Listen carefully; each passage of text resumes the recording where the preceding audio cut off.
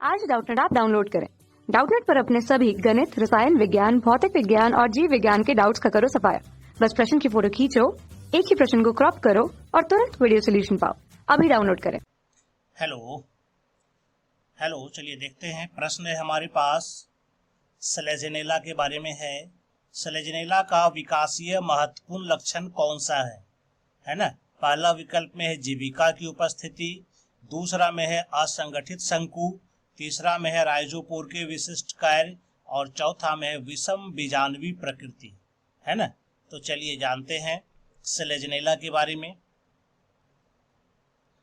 सेलेजेनेला pteridophyta का एक महत्वपूर्ण पौधा है ना।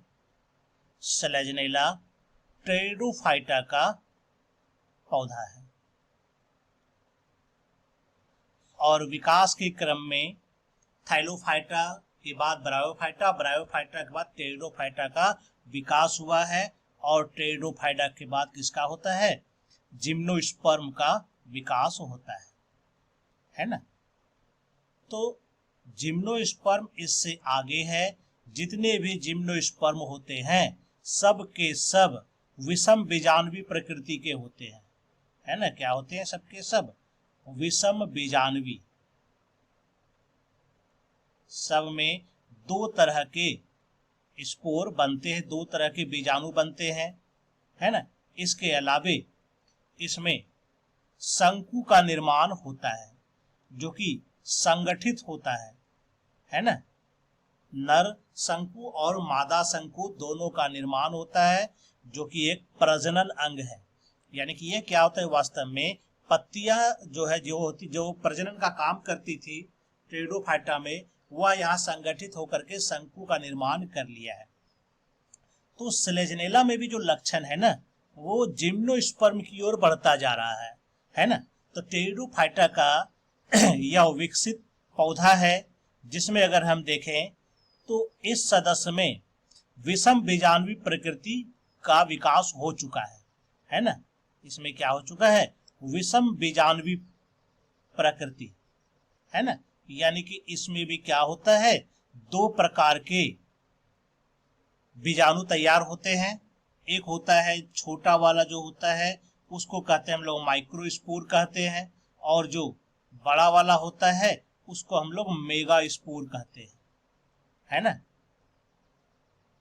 ये दोनों बीजाणु तैयार होते हैं जो कि सेलेजेनेला में यह थोड़ा सा जो इसमें कोन बन रहा है वह थोड़ा सा असंगठित है, लेकिन यह संगठन की ओर आगे बढ़ता जा रहा है। जब संगठित हो जाएगा जो कि जिम्नोस्पर्म में दिखता है तो इसका मतलब यह विकास कर गया है। यानी कि अगला जो ग्रुप है जिम्नोस्पर्म का उसके बराबर यह जाना चाह रहा है, उसकी तुलना कर रहा है। तो चलिए देखते हैं विकासीय महत्वपूर्ण लक्षण यहाँ पर विकल्प में क्या है।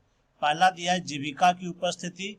तो जीविका की उपस्थिति सेलेजेनेला में मौजूद है, लेकिन आगे के सदस्यों में यह जीविका कहीं है तो कहीं नहीं है। एंजियोस्पर्म में भी अगर हम देखेंगे जो कि सबसे ज्यादा विकसित है, उसमें भी जीविका सभी जगह नहीं मिलती है, कहीं कहीं पर मिलती है। इसका मतलब जीविका जो है कोई विकासीय महत्वपूर्ण लक्षण नहीं है। यानी कि सेलेजेनेला का विकासीय महत्वपूर्ण लक्षण में जीविका नहीं होगा। दूसरा है असंगठित शंकु। तो शंकु अगर संगठित होता है तो हम मान सकते हैं कि यह विकास है, लेकिन यहाँ पर क्या है, ये असंगठित है ना। तो असंगठित होने के कारण यह विकासीय लक्षण नहीं हो पाया। राइजोपोर के विशिष्ट कार्य। तो सेलेजेनेला में आप देखेंगे राइजोपोर भी पाया जाता है जिसके विशिष्ट काम है, लेकिन यह आगे के ग्रुप में अगर हम जाते हैं, है ना, तो वहां पर इस तरह का कोई लक्षण धीरे धीरे नहीं मिलता, यानी ये गायब हो जाता है। इसका मतलब राइजोपोर भी विकासीय महत्वपूर्ण लक्षण नहीं है।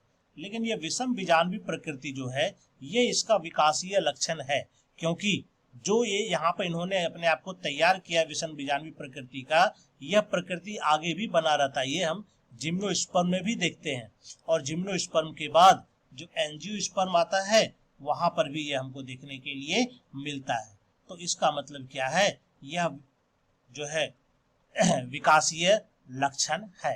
इसका मतलब इसका सही उत्तर जो है ये चौथा विकल्प है। उम्मीद करता हूँ आपको इसका उत्तर समझ में आ गया होगा। धन्यवाद। कक्षा 6 से 12वीं से लेकर नीट, IIT, JEE वो एडवांस के लेवल तक 1 करोड़ से ज्यादा छात्रों का भरोसा। आज ही डाउनलोड करें डाउटनेट ऐप या व्हाट्सएप करें अपने सारे डाउट्स 8400 400 400 पर।